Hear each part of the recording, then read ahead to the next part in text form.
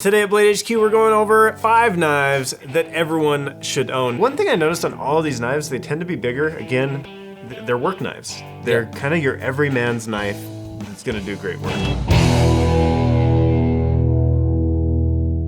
What is up, guys? Today at Blade HQ, we're going over 5 knives that everyone should own. Now, Zach, where did we get our data?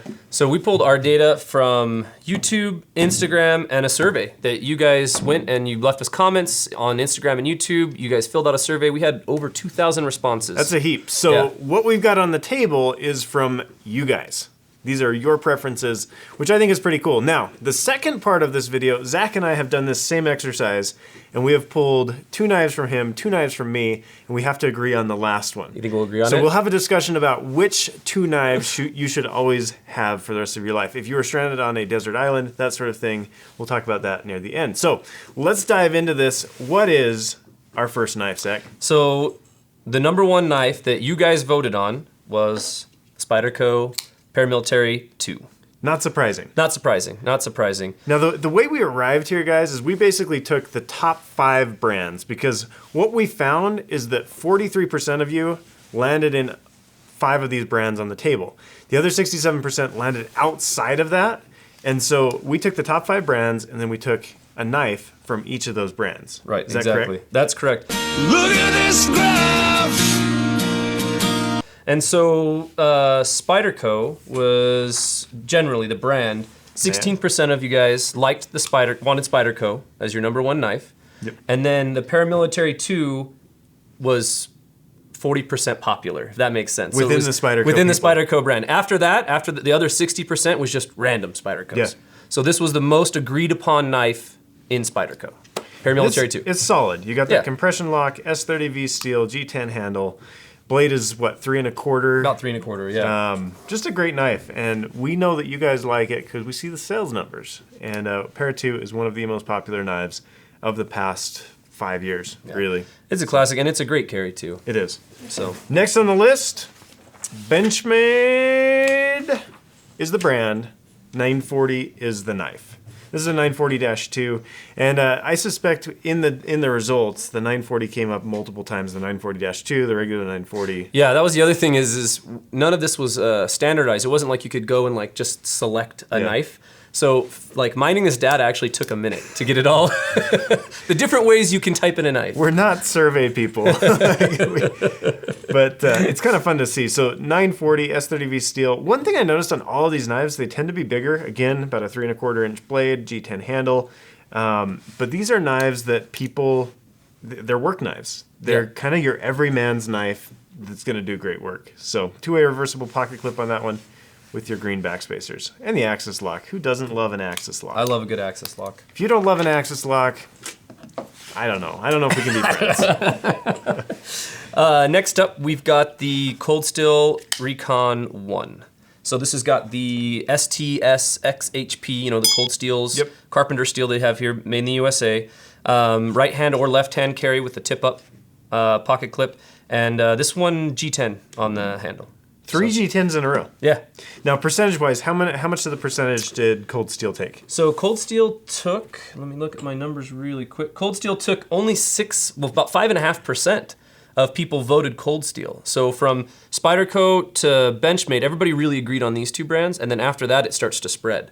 So Cold Steel comes in, but the Recon 1 took 25% of Cold Steel. So the Recon 1 was definitely the clear winner when it comes to people agreeing. So here's another thing I realized from this entire thing, guys, is you kind of have these leaders in the beginning, but after that, knife preference just goes wild. There's so many out there, and there's so many different reasons to own different knives, that after those first couple, it's just like the whole survey almost blew up. Because it was like, just so varied. Yeah, well, I think but that stands true, and I think it just shows, especially the people that were taking the survey, the people who are watching YouTube videos, people are commenting on Instagram, these are real knife people, right? Yeah. And that's the thing is like, as knife guys, we're very specific about what we like and how we like it, and you've had the chance to get a couple knives and really learn about them. Yeah. So that spread just shows knives are a very personal thing. Yeah, absolutely. Next brand on the list is ZT, and this one is the 0562. It's a Rick Hinderer design. Solid knife, and it's not surprising to me that the knife guys chose a ZT Yeah. and that they chose a Hinderer. Yeah. Like, this makes perfect sense to me. Beautiful blade. Also G10. Yeah, which is interesting. And I think that G10 is just such a great handle material. Like, Yeah. I love G10. Yeah. Like, for me, it's like G10, micarta. Those are my two favorite handle Sure. materials. And so that's why I think we see it over and over again. So, Nice. yeah. So ZT 0562. And this particular one is a sprint run. Yeah. But the 0562 in general was the one, or the 562, however you like to say it.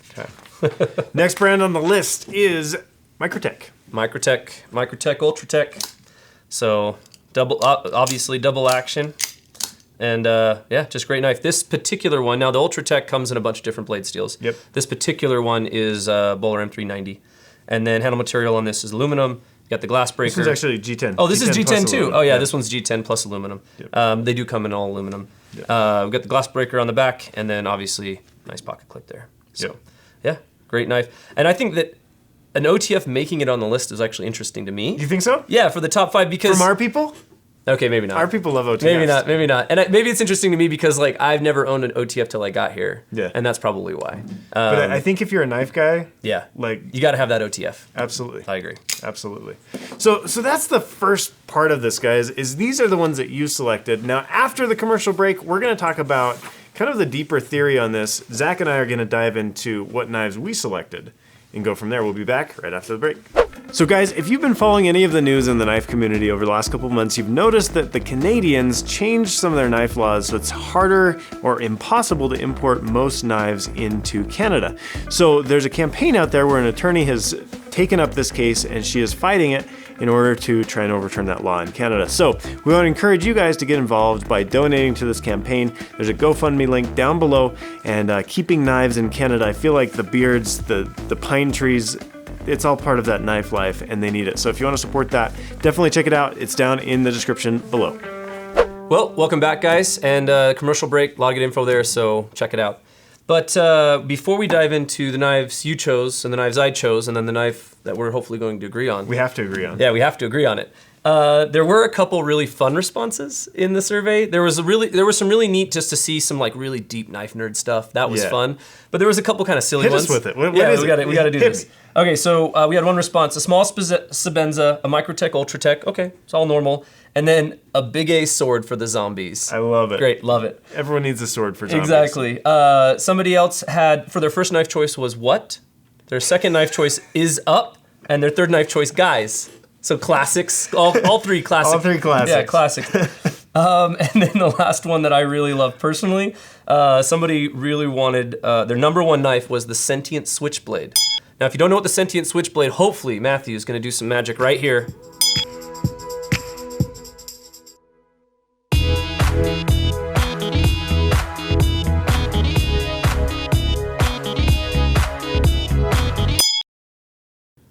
And it's from a show called Rick and Morty you may or may not have heard of. Love it. Love it. Okay, so let's dive into this. So the original question we asked here was if you could only have 3 knives for the rest of your life, which ones would they be? Now, what we saw from the results was that you guys kind of picked not necessarily knife types, but styles and your favorites. And so that's what we've talked about in the first section. Now let's get into, for reals, if you could only have 3 knives, Zach, Yeah. what would they be? What's your number one? Well, 3 knives for the rest of my life. That's the thing. Yes. Because if I could only, like, my 3 favorites be a little bit different. Sure. Right? So 3 knives for the rest of my life. For utility. For actual utility. knife utility. Right, exactly. So my number one, I have to go with the Leatherman Surge. Really, just like that. Just like that. Is I'd have to. that's a multi-tool though. This is a multi-tool, but it's a knife. Yeah, that's true. This is what I'm getting at. Is I would go with the Surge. One, I've carried a Surge for over a decade, right, in my professional work. Love this knife, love this tool, whatever you want to call it. Great. But this is why it'd be my number one is I get a good blade, right? I get a bunch of tools on it, and I know I have whatever I need wherever I'm at. Cool. So that would be my number one. Day to day, like my as an EDC, Yeah. I don't carry it. It's too big. Do you want to see my number I one? want to see your number one now. I went the same route. Nice. This is actually the knife I've owned since I was probably like 9 or 10. Yeah. I don't even know the model. It's a Victorinox. It's similar to a Victorinox camp model. Same reason. Tweezers, pliers, like 2 knife blades, that sort of thing. this is a simple tool. Yeah. This is not high speed over here.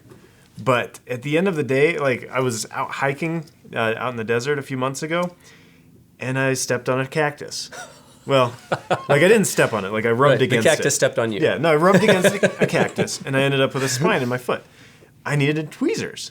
And granted, you can pack that in your bag and that sort of thing. Totally. But knowing that I have all of these tools right here is fantastic to me. Yep. So I'm with you. Like, if I had to have one knife or tool for the rest of my life, I would go with either a Leatherman or a Victorinox Swiss Totally. Army knife. Just straightforward. Yep. Love it. Okay, what's your number 2? Okay, my number 2. I don't care. I don't care if anybody judges me for it. Judge. Get ready to judge. Tom Brown Tracker. Okay. I saw the movie Hunted. This is how I learned about it. A lot of you guys probably had the same experience. This is how I learned about this knife, right? Yeah. And then I started learning about like some things surrounding this knife. I know there's some controversy here and there. So putting all that aside, Yeah. just the knife itself, if I had to own one knife, I mean, look at the stock on that thing. It's huge. It's not, you're not gonna break this. Yeah. You're just not gonna break this. Yeah. And later, as I got older, my dad actually bought one. I've never actually purchased one myself. My dad bought one. And I went out and used it, and there were some comments in the office that you're getting the worst of both worlds with this knife. It's not a great knife. It's not a great axe, hatchet, whatever you want to call Yeah. it. I've used it. To be honest, like it's not bad. Nice. Like it works. I've really never well. used it. Yeah, Have I've you used it? one. Have you used the stop portion? No, I've never show used. the good people yeah, the saw I've never portion. used the saw portion. 'Cause I I- can't speak on the saw. This was actually sitting on your desk yesterday. I picked Yeah. it up and I thought, this looks worthless to me. Yeah. So if you own a Tom Brown Tracker, Yeah, let us know. let us know. Because I've never used that one. But as far as a hard use knife, something I know will never break, and it's got to last me literally for the rest Yeah. of my life, I would go with something like this. And Fair I enough. go with the Tracker because it's got a special place in my heart. Fair enough. That's all it is. Some nostalgia. A little bit of nostalgia. So I went the same direction you did, and this one's actually mine too. So I own it. I went SE4. Cool. So again, this to me is kind of your quintessential fixed blade, where it's gonna get the job done. Thick stock, maybe not stock. as thick as a Tom Brown Tracker. Right, but still, it's a good knife. Yeah. These Essies are great knives. Great knives. So I guess maybe not particularly like the models of Victorinox or Essie. Right. But the concept behind it is that you've got a knife, you've got a multi-tool, and you've got a beater where it's like, all right, I got to get some work done. Yep. Here's what I'm going to do. So those are kind of my 2 knife choices. If I had to just take 2 for the rest of my life, I like it. that's what I'd take. I do feel like I'm at a disadvantage, though. I didn't know we were bringing in our personal knives. Yeah, I brought. Well, I should have just brought in what I have. I No, got a you- nice dirty Surge. now you have and to. Now you have to buy a Tom. I gotta Brown buy a Tracker. Tom Brown Tracker now. You have to own it, man. Okay, so there's our 2, but this is a conversation about 5. So there's Right. my 2, there's your 2. Right. We've got to agree on one. And in fact, the reason we did this survey, guys, this portion, is because Zach and I sat there for an hour, no joke, and argued about what knives should be in this video Yep. and kind of the methodology behind it. No joke, an hour. And finally, we're like, forget that. We're gonna ask the people. So we asked you guys, but we've got to agree on one. So Right. I know you've got one in your pocket. I got one in my that pocket. we all agree on. We all love. What we is all it? love. Okay, but I just want to point out we got good multi-tool knife blade, Yeah. right? Nice fixed blade. So what we're missing is a folder, right? Like A folder, and all of these have a little bit of pizzazz. a little bit of pizzazz. Yeah. So we went hard pizzazz. Yeah. we went hard pizzazz. You on and I what we agree. Yeah, we agree. We're all there. Boker Mermaid. Just love this knife. It's great. You know, you got your deep carry pocket clip. Oh, yeah. Right? Like beautiful styling. Yeah, right? absolutely. If you're on a desert island, you won't feel lonely. Yeah. You have a nice beautiful mermaid to be You with do. you. You do. Yeah.